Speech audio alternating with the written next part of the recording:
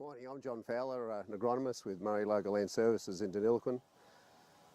Livestock growers at the moment, finding feed for their livestock is really the big challenge on their minds, and there's a couple of ways of tackling that. I know some people have decided to sell what water they have and use that money to buy grain, and you can do those equations to find out how much grain and how long that'll last you for.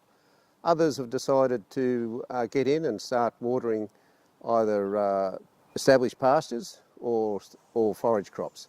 And again, if you know what your carrying capacity is, you can do the sums and work it out. So that's the first step, decide what you're going to do.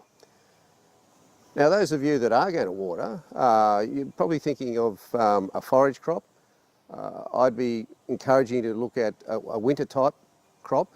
So when we're talking wheat, we're talking things like kitty hawk, the new variety kitty hawk, or wedgetail.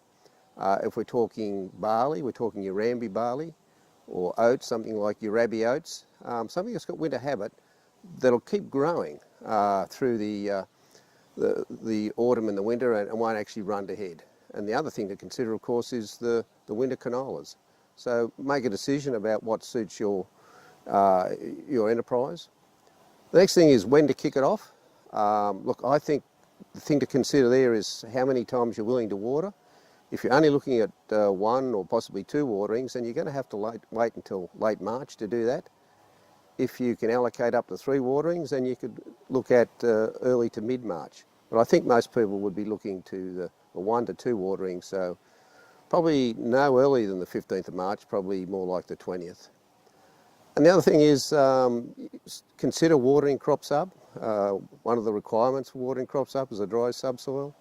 And I think we've got that in most places at the moment. So a water up, if you can get the water on and off quickly, is something worth considering.